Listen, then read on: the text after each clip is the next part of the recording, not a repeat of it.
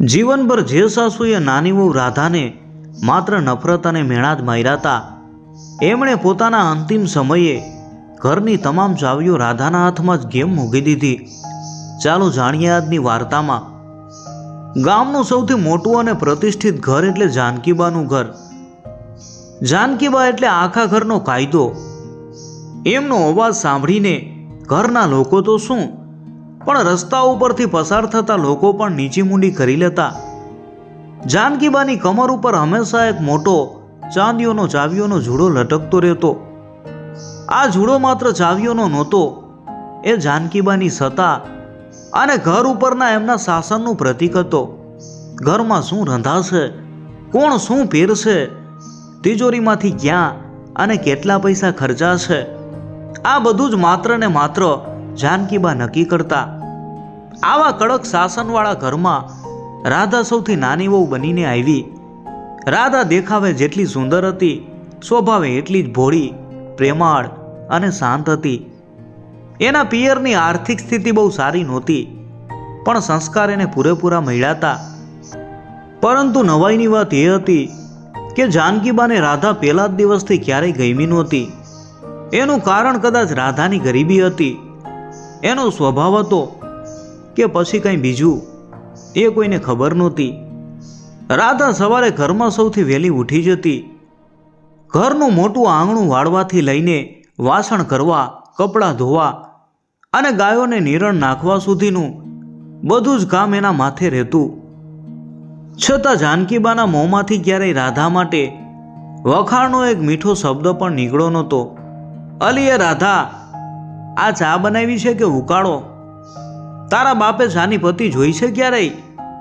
સવારની ચાનો કપ હાથમાં લેતા જ જાનકીબાનો અવાજ આખા ઘરમાં ગુંજી ઉઠતો। રાધા ચૂપચાપ પોતાના પાલવને પકડી અને નીચી નજરે ઊભી રહેતી। એની આંખોમાં જળજળિયા આવી જતા, પણ એ ક્યારેય સામો જવાબ ન આપતી। ઘરમાં બીજી બે જેઠાણીઓ પણ હતી। તેઓ ખૂબ ચાલાક હતી।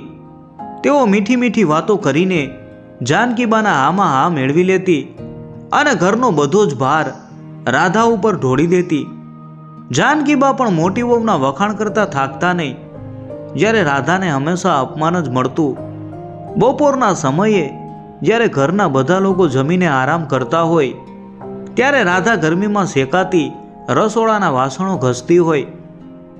ક્યારેક શાકમાં મીઠું ઓછું હોવા પર તો ક્યારેક રોટલી બરાબર ફૂલેલી ન હોવા ઉપર જાનકીબા રાધાને આખા પરિવાર વચ્ચે અપમાનિત કરતા। ખબર નહીં ક્યાં અભાગ્યા ચોઘડીએ આ ડાકણને મારા ઘરમાં ઘાલી દીધી, મારા દીકરાની જિંદગી બરબાદ કરી નાખી આ ભિખારણે, એના પિયરિયાઓએ તો જાણે એને કામચોર જ બનાવી છે। આવા કઠોર શબ્દો રાધાના હૃદયમાં તીરની જેમ વાગતા।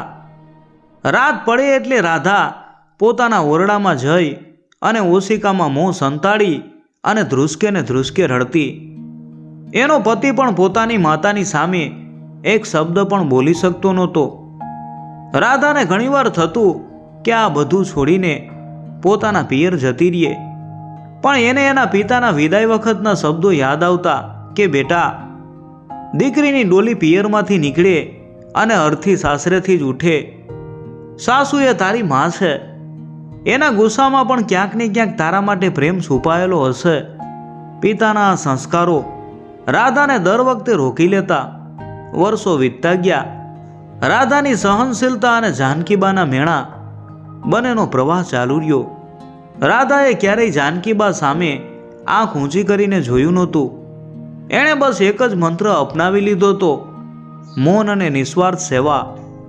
જ્યારે જાનકીબા બીમાર પડતા ત્યારે મોટી વહુઓ દૂર ભાગતી, પણ રાધા રાત દિવસ જાગીને એમના પગ દબાવતી, એમની દવા પાણીનું ધ્યાન રાખતી અને એમને પોતાના હાથે જમાડતી।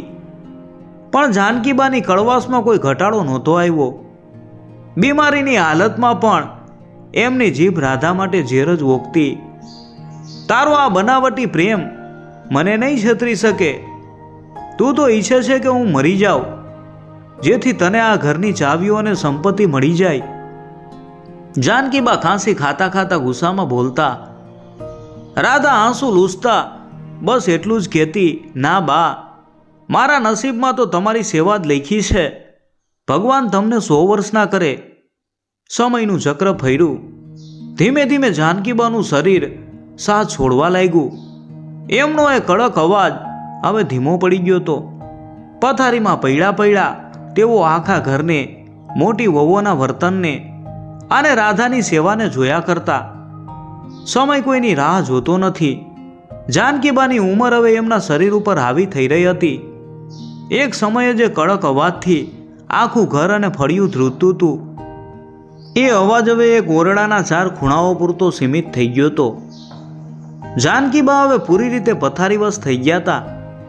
એમના હાડકાં ગળવા માંડ્યા હતા અને શરીર સાવ લેવાઈ ગયું હતું. અને બરાબર આ જ સમયે ઘરમાં એક મોટો બદલાવ આવવા લાગ્યો.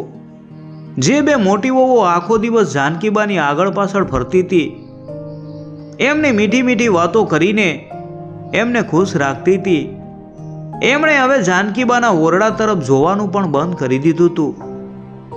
કોણ જાય આખો દિવસ એમના ઓરડામાં? ખાંસી ખાઈ ખાઈને આખો ઓરડો ગંદો કરી મૂકે છે. દવાની એટલી વાસ આવે છે કે મારું તો માથું ફાટી જાય છે. મારાથી તો આ બધું સાફ નહીં થાય. મોટી વહુએ એક દિવસ રસોડામાં ઊભા સ્પષ્ટ શબ્દોમાં કહી દીધું. બીજી વહુ પણ હવે ઘરના નિર્ણયો પોતાની જાતે લેવા માંડી હતી. જાનકીબા પથારીમાં પડ્યા આ બધું સાંભળતા અને જોતા હતા. એમના હૃદયમાં ક્યાંક ને ક્યાંક એક મોટી તિરાડ પડી રહી હતી. જે વહુઓ ઉપર એમને સૌથી વધુ ગર્વ હતો, એ જ આજે એમની પડખે નહોતી. આવા કઠિન સમયે જ્યારે પોતાના લોહીના સંબંધો અને માનીતા લોકો પણ મોં ફેરવી રહ્યા હતા, ત્યારે એ જ ઓરડામાં એક પડછાયો અડીખમ ઊભો હતો, રાધા. રાધાએ ઘરના બધા કામની સાથે સાથે જાનકીબાની સંપૂર્ણ જવાબદારી પોતાના માથે લઈ લીધી હતી. સવારે એમને ગરમ પાણીથી સ્નાન કરાવવાથી લઈ અને એમના મેલા કપડાં બદલવા, સમયસર દવા આપવી અને પોતાના હાથે ખીચડી કે રાબ ખવડાવવી, આ બધું જ રાધા કોઈ પણ પ્રકારના અણગમા કે સ્વાર્થ વિના કરતી. પણ જાનકીબાનો અહંકાર હજી ઓગળ્યો નહોતો. એમની જીભની કડવાશ હજી અકબંધ હતી. જ્યારે રાધા એમના ગંદા કપડાં સાફ કરતી, ત્યારે પણ જાનકીબાના શબ્દો તો કઠોર જ રહેતા. અલી રાધા, તું શું કામ આખો દિવસ મારી પથારી પાસે બેસી રહી છે? તને એમ છે કે હું તારી આ મજૂરી જોઈ અને મારા ગળાનો સોનાનો હાર તને આપી દઈશ? એવી લાલચ રાખતી જ નહીં. એ તો હું મારી મોટી વહુને જ આપીશ. તું તો મારા માટે પારકી જ રહેવાની. રાધાના હાથ એક પળ માટે થંભી જતા. આંખમાંથી 2 આંસુ ટપકીને જાનકીબાના ચાદર ઉપર પડતા, પણ એ તરત જ સાડીના પાલવથી આંસુ લૂછીને એકદમ ધીમા અને મીઠા અવાજે બોલતી કે બા, મને તમારા હારની, ચાવીઓની કે કોઈ મિલકતની જરાય લાલચ નથી. મારા માતા પિતાએ મને વૃદ્ધોની સેવા કરતા શીખવ્યું છે, અને તમે મારા પતિની જન્મદાત્રી છો, મારી માં છો, એટલે મારા માટે તો તમે ભગવાન સમાન જ છો. હું તો માત્ર મારી વહુ તરીકેની અને એક દીકરી તરીકેની ફરજ બજાવું છું. તમે જલ્દી સાજા થઈ જાઓ, બસ એ જ મારી ઈચ્છા છે. આ શબ્દો સાંભળીને જાનકીબા અંદરથી હલી જતા. રાતોની રાતો પસાર થતી. જ્યારે આખું ઘર ઘસઘસાટ ઊંઘતું હોય, ત્યારે રાધા જાગીને જાનકીબાના દુખતા પગ દબાવતી હોય. જાનકીબા આંખો બંધ રાખીને સૂવાનું નાટક કરતા, પણ અડધી ખુલ્લી આંખે તેઓ રાધાનો ચહેરો અને એની સાડીના ફાટેલા છેડાને જોતા. એમને અંદરથી કંપારી છૂટી જતી કે કેવી રીતે એમણે આખી જિંદગી આ ભોળી છોકરીને માત્ર દુઃખ અને આંસુ જ આપ્યા છે, છતાં આ છોકરી આજે એમનો સાચો સહારો બની હતી. બીજી બાજુ મોટી વહુઓની નજર હવે જાનકીબાની કમર ઉપર હંમેશા રહેતા પેલા ચાંદીના ચાવીઓના જોડા ઉપર ચોંટેલી હતી. તેઓ અવારનવાર ઓરડાની બહાર ઊભા રહીને ધીમા અવાજે વાતો કરતી. હવે બાના દિવસો પૂરા થવા આવ્યા છે. ડોક્ટરે પણ આશા છોડી દીધી છે. આ તિજોરીની ચાવીઓ હવે કોના હાથમાં આવશે? આપણે તો રાધાને આ ચાવીઓ લેવા નહીં દઈએ. નહીતર એ આ ઘરની માલિક બની બેસશે. જાનકીબાના કાન ભલે નબળા પડી ગયા હતા, પણ મરણ પથારીએ પડેલા માણસની ઇન્દ્રિયો ખૂબ જ તેજ હોય છે. આ સ્વાર્થી શબ્દો એમના કાન સુધી પહોંચી ગયા હતા. એ દિવસે જાનકીબાને એક બહુ મોટું સત્ય સમજાઈ ગયું હતું. હીરાની પરખ માત્ર ઝવેરી જ કરી શકે, અને જાનકીબા હવે અસલી અને નકલી હીરાને બરાબર ઓળખી ગયા હતા. થોડા દિવસો પછી ડોક્ટરે આવીને કહી દીધું કે હવે એમનો અંતિમ સમય નજીક છે. ઘરના બધા જ સભ્યો, મોટી વહુઓ, દીકરાઓ અને સગા સંબંધીઓ જાનકીબાની પથારી આસપાસ ગોઠવાઈ ગયા હતા. સૌની નજર જાનકીબાના ધ્રુજતા હાથ અને કમર ઉપર રખાયેલા પેલા ચાંદીના જુડા ઉપર હતી. વાતાવરણમાં એક વિચિત્ર પ્રકારની શાંતિ હતી, એક એવો સન્નાટો જે કોઈ મોટા તોફાન પેલા હોય. ઓરડામાં છવાયેલી એ ભારે શાંતિ જાણે કોઈ મોટા રહસ્યના સ્ફોટનની રાહ જોઈ રહી હતી. જાનકીબાના શ્વાસ હવે ટૂંકા થઈ રહ્યા હતા. દીવા જેવી એમની આંખો હવે છેલ્લી વાર આખા ઘરને અને પરિવારને નિરખી રહી હતી. ઓરડાના એક ખૂણામાં રાધા ઊભી હતી, જેની આંખોમાં કોઈ લાલચ નહોતી, બસ પોતાની બાને ગુમાવવાનું સાચું દુઃખ હતું. બીજી બાજુ બે જેઠાણીઓ પથારીની સાવ નજીક બેઠી હતી, જાણે જાનકીબાના છેલ્લા શબ્દો સાંભળવા કરતા એમની નજર બાના કમર ઉપર લટકતા પેલા ચાંદીના જુડા ઉપર વધુ હતી. મોટી વહુએ હળવેકથી જાનકીબાનો હાથ પકડ્યો અને ખોટા આંસુ પાડતા બોલી કે બા, તમે ચિંતા ન કરો, અમે બધું સંભાળી લઈશું, તમે બસ આરામ કરો. આ ઘરની જવાબદારી હવે કોને સોંપવી છે એ અમને કહી દો, જેથી પાછળથી કોઈ વિવાદ ન થાય. આ શબ્દોમાં ચિંતા ઓછી અને સત્તાની ભૂખ વધારે હતી. જાનકીબાએ ધીમેથી પોતાની આંખો ખોલી. એમની નજરમાં એક વિચિત્ર તેજ હતું. એમણે પથારી પાસે બેઠેલી બંને મોટી વહુના ચહેરા જોયા, જેમાં છવાયેલો સ્વાર્થ એમને સાફ દેખાતો હતો. પછી એમની નજર દૂર ઊભેલી રાધા ઉપર પડી. રાધા હજી પણ નીચી મૂંડીએ રડી રહી હતી. જાનકીબાએ ધ્રુજતા હાથે ઈશારો કર્યો કે રાધા બેટા, અહીંયા આવ. આખું ઘર સ્તબ્ધ થઈ ગયું. જે સાસુએ આખી જિંદગી રાધાને અલી, કામચોર કે ભિખારણ જેવા શબ્દોથી સંબોધી હતી, એમના મોઢે આજે પહેલીવાર રાધા માટે બેટા શબ્દ નીકળ્યો હતો. જેઠાણીઓના ચહેરાનો રંગ ઉડી ગયો. રાધા ધ્રુજતા પગલે સાસુની નજીક આવી અને એમના પગ પાસે બેસી ગઈ. જાનકીબાએ ખૂબ જ મહેનત કરીને પોતાની કમર ઉપરથી એ ચાંદીનો જુડો કાઢ્યો. આ એ જ જુડો હતો જેને મેળવવા માટે ઘરમાં વર્ષોથી ઠંડુ યુદ્ધ ચાલતું હતું. જેઠાણીઓએ આશામાં પોતાના હાથ આગળ વધાર્યા, પણ જાનકીબાએ એમને અવગણી અને એ જુડો સીધો રાધાના હાથમાં મૂકી દીધો. આલે રાધા, આજથી આ ઘરની બધી ચાવીઓ તારી, આ તિજોરીઓ, આ મિલકત અને આ આખા ઘરની સત્તા હવે તારા હાથમાં છે. જાનકીબાનો અવાજ ભલે નબળો હતો, પણ એમાં એક મક્કમતા હતી. પણ બા, આ તમે શું કરો છો? મોટી જેઠાણી ક્રોધ અને આશ્ચર્ય સાથે બોલી ઉઠી. રાધા તો નાની છે, એને ઘર ચલાવતા શું આવડે? અને તમે તો હંમેશા કહેતા હતા કે એ નકામી છે, તો પછી આટલો મોટો નિર્ણય કેમ?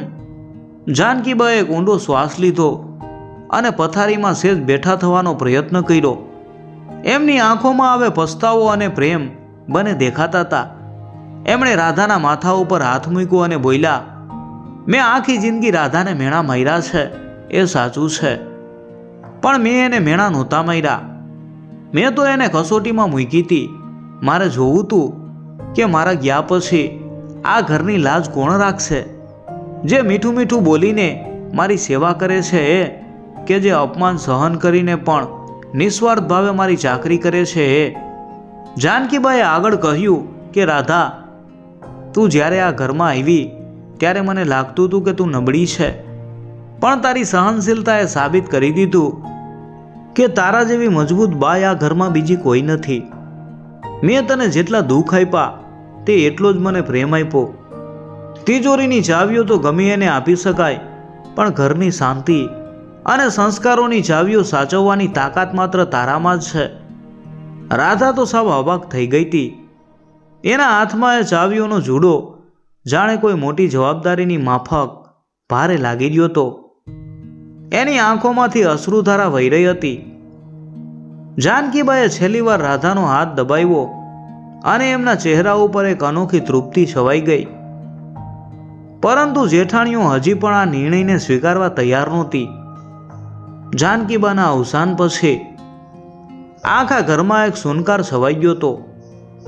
12મા અને 13માની બધી જ ધાર્મિક વિધિઓ પૂરી થઈ ગઈ. સગા સંબંધીઓ પણ પોતપોતાના ઘરે પાછા ફર્યા, પરંતુ ઘરમાં શાંતિ નહોતી. જાનકીબાના ગયા પછી તરત જ બંને મોટી જેઠાણીઓએ પોતાનો અસલી રંગ બતાવવાનું શરૂ કરી દીધું હતું. એમના મનમાં જાનકીબાના છેલ્લા નિર્ણયની આગ ભભૂકી રહી હતી. આ ભિખારણ રાધાના હાથમાં ઘરની ચાવીઓ કઈ રીતે રહી શકે? બા તો મરતી વખતે સઠિયાઈ ગયા હતા, એટલે ભાન ભૂલી ગયા હતા. આપણે આ ઘરની મોટી વહુઓ છીએ, આ તિજોરી ઉપર આપણો હક છે. મોટી જેઠાણી આખો દિવસ ઘરમાં બળબડ કરતી રહેતી. તેઓ રાધા પાસેથી ચાવીઓ છીનવી લેવાની નવી નવી યોજનાઓ બનાવી રહી હતી. બીજી બાજુ રાધાને આ મિલકત કે સત્તામાં કોઈ રસ નહોતો. એ તો હજુ પણ પોતાની બાની યાદમાં આંસુ સારી રહી હતી. જાનકીબાના કડવા શબ્દો પાછળ પણ એને હવે એક અજીબ પ્રકારનો ખાલીપો લાગી રહ્યો હતો. એક દિવસ બપોરના સમયે જ્યારે ઘરમાં બધા સૂતા હતા, ત્યારે રાધા ધીમા પગલે જાનકીબાના ઓરડામાં ગઈ. આ ઓરડામાં હવે દવાની વાસ નહોતી, પણ જાનકીબાની યાદો હજુ પણ જીવંત હતી. રાધાએ ભીની આંખે બાની પથારી સાફ કરવાનું શરૂ કર્યું. જેવું એણે ઓશીકું ઊંચું કર્યું, એને નીચે એક નાની લાકડાની પેટી દેખાઈ. રાધાએ આશ્ચર્યથી એ પેટી હાથમાં લીધી. પેટીને એક નાનકડું પિત્તળનું તાળું મારેલું હતું.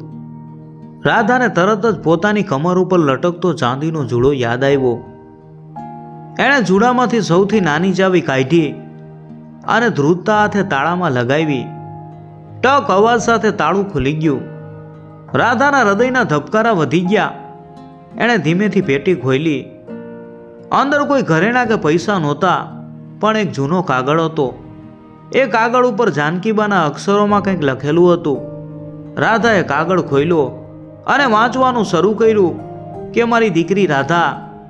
આ પેલું વાક્ય વાંચતા જ રાધાની આંખોમાંથી આંસુઓનો બંધ તૂટી પડ્યો. પત્રમાં આગળ લખ્યું હતું, મને માફ કરજે બેટા, મેં આખી જિંદગી તને રડાવી છે, તારું અપમાન કર્યું છે અને તને પારકા લોકો વચ્ચે પણ મેણા માર્યા છે. પણ એની પાછળ એક બહુ મોટું કારણ હતું, જે હું જીવતે જીવ તને કહી શકી નહીં. બેટા, જ્યારે તું આ ઘરમાં નવી નવી પરણીને આવી, ત્યારે જ મેં તારો પ્રેમાળ, ભોળો અને સહનશીલ સ્વભાવ પારખી લીધો હતો. તું એકદમ ગાય જેવી સીધી હતી, પણ મારી બંને મોટી વહુઓ ખૂબ જ સ્વાર્થી, લાલચુ અને ઈર્ષાળુ છે. જો મેં તારા વખાણ કર્યા હોત અને તને બધાની સામે વાલ કર્યું હોત, તો એ બંને રાક્ષસીઓ તારી ભયંકર ઈર્ષા કરત. એ લોકો તારું જીવવું હરામ કરી નાખત. મારા દીકરાના કાન ભરીને એ લોકો તારો હસતો રમતો સંસાર તોડી નાખત અને તને આ ઘરમાંથી કાઢી મૂકત. તને એમના કાવતરાથી અને ઈર્ષાની આગથી બચાવવા માટે મારે કઠોર બનવું પડ્યું. મેં તને બધાની સામે એટલી ખરાબ ચિતરી, જેથી એ લોકોને લાગે કે હું તને ધિક્કારું છું. એમના મનમાં તારા પ્રત્યેની હરીફાઈ ખતમ કરવા મેં આ નાટક કર્યું. પણ દીકરી, જ્યારે રાતના અંધારામાં મેણા સાંભળીને તું રડતી, ત્યારે તારા કરતાં વધુ આંસુ મેં મારા ઓશિકામાં વહાવ્યા છે. મારી મજબૂરી હતી કે હું તારા આંસુ લૂછવા ન આવી શકી. આ ચાંદીના જુડામાં એક લાલ દોરાવાળી ચાવી છે. એ ચાવી શહેરની બેંકના લોકરની છે. મેં મારી આખી જિંદગીની બધી જ બચત, મારા દાગીના અને મારા હિસ્સાની જમીન ગુપચુપ રીતે તારા નામે કરી દીધી છે. મને ખબર છે કે મિલકત હાથમાં આવતા જ મોટી વહુઓ પરિવારના ટુકડા કરી નાખશે, પણ માત્ર તું જ એવી છે જે આખા પરિવારને પ્રેમથી બાંધીને રાખી શકીશ. આ ચાવીઓ માત્ર મિલકતની નથી, આ ઘરના ભવિષ્યની છે. મારી દીકરી, હવે ક્યારેય કોઈની સામે ઝૂકતી નહીં. તારી બાના આશીર્વાદ હંમેશા તારી સાથે છે. પત્ર પૂરો થતાં સુધીમાં તો રાધા ચોધાર આંસુએ રડી પડી હતી. આખી જિંદગી જે સાસુની કડવાશ એણે ઘૂંટડાની જેમ પીધી હતી, એની પાછળ આટલો મોટો અને નિસ્વાર્થ પ્રેમ છુપાયેલો હશે, એની એણે સપનામાં પણ કલ્પના નહોતી કરી. એક માં પોતાના સંતાનને બચાવવા કેવું કઠોર રૂપ ધારણ કરી શકે છે, એનું આ સૌથી મોટું ઉદાહરણ હતું. રાધાએ એ પત્રને પોતાની છાતીએ ચાંપી દીધો અને ધ્રુસકે ને ધ્રુસકે રડવા લાગી. એને હવે સમજાયું કે જાનકીબાએ એને મેણા નહોતા માર્યા, પણ એનું રક્ષણ કરવા માટે ઢાલ બનીને ઊભા હતા. હવે વારો હતો એ જેઠાણીઓનો, જેઓ બહાર ઊભા રહી અને રાધા પાસેથી ચાવીઓ છીનવી લેવાની અને એને ઘરમાંથી કાઢી મૂકવાની યોજનાઓ બનાવી રહી હતી. રાધા હજી તો પત્ર વાંચીને સ્વસ્થ થઈ રહી હતી. પોતાની બાના નિસ્વાર્થ પ્રેમ વિશે વિચારી રહી હતી. ત્યાં જ ઓરડાનો દરવાજો ધડામ દઈને ખુલ્યો. વાતાવરણમાં ફરી એકવાર તંગદિલી છવાઈ ગઈ. બંને મોટી જેઠાણીઓ અને એમના પતિઓ ગુસ્સામાં લાલચોળ થઈને અંદર આવ્યા. મોટી જેઠાણીએ કોઈ પણ જાતની શરમ રાખ્યા વગર સીધો જ હુમલો કર્યો. જો રાધા, બહુ થઈ ગયું તારું આ નાટક. બા ભલે મરતી વખતે બીમારીમાં ભાન ભૂલીને તને આ ઘરની ચાવીઓ આપી ગયા હોય, પણ આ ઘર ઉપર, આ જમીન ઉપર અને તિજોરી ઉપર સૌથી પહેલો હક અમારો છે. અમે આ ઘરની મોટી વહુઓ છીએ. તું તો કાલની આવેલી છોકરી છે. ચૂપચાપ આ ચાંદીનો જુડો અમને સોંપી દે, નહીંતર આ ઘરમાંથી તારો સામાન અને તને બહાર ફેંકતા અમને જરાય વાર નહીં લાગે. પેલાની રાધા હોત તો આ કઠોર શબ્દો સાંભળીને ડરી ગઈ હોત, ધ્રુજવા લાગી હોત અને રડતી રડતી ચાવીઓ આપી દીધી હોત. પણ આજની રાધા એકદમ અલગ હતી. એના હૃદયમાં હવે કોઈ ડર નહોતો, પણ જાનકીબાનો પ્રેમ અને એમના આશીર્વાદની તાકાત હતી. રાધાએ પોતાની આંખો લૂછી, એક ઊંડો શ્વાસ લીધો અને એકદમ મક્કમ અવાજે બોલી કે ભાભી. બા પોતાના છેલ્લા શ્વાસ સુધી પૂરા ભાનમાં હતા. એ કાંઈ જ નહોતા ભૂલ્યા, પણ કદાચ તમે લોકો તમારી ફરજ અને સંસ્કાર બંને ભૂલી ગયા છો. આ ચાવીઓ માત્ર લોઢાની કે તિજોરીની નથી, આ આખા પરિવારની આબરૂ, સુખ અને એકતાની છે. બીજી જેઠાણીએ મોં મચકોડતા કટાક્ષ કર્યો. અરે વાહ, સતા હાથમાં આવતા જ આ ભિખારણની જીભ કેટલી લાંબી થઈ ગઈ છે. તું હવે અમને શીખવાડીશ કે અમારે શું કરવાનું છે અને શું નહીં. રાધાએ જરાય ગુસ્સો કર્યા વગર પેલો પત્ર ધીમેથી આગળ ધર્યો અને બોલી, હું આ ઘરમાં કોઈને કંઈ શીખવાડવા નથી માંગતી, પણ બાની છેલ્લી ઈચ્છા અને એમનો આદેશ શું હતો એ તમારે આજે જાણવું જ પડશે. બાએ પોતાની આખી જિંદગીની બધી જ બચત, એમના તમામ દાગીના અને એમના હિસ્સાની બધી જ જમીન કાયદેસર રીતે મારા નામે કરી દીધી છે. કાયદાકીય રીતે પણ હવે આ બધું મારું છે. આ સાંભળીને બંને જેઠાણીઓ અને જેઠના પગ નીચેથી જમીન ખસી ગઈ. એમના ચહેરાનો રંગ ઉડી ગયો અને હોંશ ઉડી ગયા. એમને ખાતરી થઈ ગઈ કે આટલા વર્ષો સુધી એમણે રાધા ઉપર જે અત્યાચાર ગુજાર્યો છે એનો બદલો હવે રાધા લેશે અને એમને તરત જ ઘરમાંથી કાઢી મૂકશે. પણ રાધાએ આગળ જે કહ્યું એણે બધાના પથ્થર જેવા હૃદય પીગળાવી દીધા. રાધા અત્યંત પ્રેમથી બોલી, તમે લોકો જરાય ડરો નહીં. હું તમને આ ઘરમાંથી ક્યારેય કાઢી મૂકવા નથી માંગતી. બાએ મને આ ચાવીઓ ઘર તોડવા માટે નહીં, પણ આપણા ઘરને જોડી રાખવા માટે આપી છે. આપણે બધા એક જ પરિવારના સભ્યો છીએ. આજથી આ ઘરમાં કોઈ મોટું નથી કે કોઈ નાનું નથી. આપણે બધા સાથે મળીને હળીમળીને રહીશું. મિલકત ભલે કાગળ ઉપર મારા નામે હોય, પણ એના ઉપર સાચો હક આપણા આખા પરિવારનો છે. બસ મારી એક જ શરત છે કે આજથી આ ઘરમાં કોઈ કોઈનું અપમાન નહીં કરે અને બાએ આપેલા સંસ્કારો આપણે હંમેશા જાળવી રાખશું. રાધાની વિશાળતા અને ક્ષમાભાવ જોઈને બંને જેઠાણીઓની આંખમાં પહેલીવાર પસ્તાવાના આંસુ આવી ગયા. જે રાધાને એમણે આખી જિંદગી નોકરાણી સમજીને ઠોકર મારી હતી, એ જ રાધા આજે ઘરની સાચી માલિક બનીને એમને પ્રેમથી આશરો આપી રહી હતી. બંને જેઠાણીઓએ રડતા રડતા આગળ વધીને રાધાના હાથ પકડી લીધા અને પોતાની ભૂલોની માફી માંગી. રાધાએ હસીને એને ગળે લગાવી લીધા. જાનકીબાનો આત્મા કદાચ આકાશમાંથી આ દ્રશ્ય જોઈને હરખાતો હશે. એમણે પોતાની વહુને જે રીતે દુનિયાથી બચાવી અને પારખી, એનું પરિણામ આજે આખા ઘરની શાંતિના રૂપમાં સામે હતું. રાધાએ પોતાની ધીરજ, પ્રેમ અને સેવાથી સાબિત કરી દીધું કે સાચો વારસદાર એ નથી હોતો જે મિલકત પચાવી પાડે, પણ સાચો વારસદાર એ હોય છે જે આખા પરિવારને પ્રેમથી એક તાંતણે બાંધી રાખે. મિત્રો, જો તમને આ વાર્તા ગમી હોય તો વિડીયોને લાઈક કરજો અને કોમેન્ટમાં હર હર મહાદેવ લખવાનું ભૂલતા નહીં.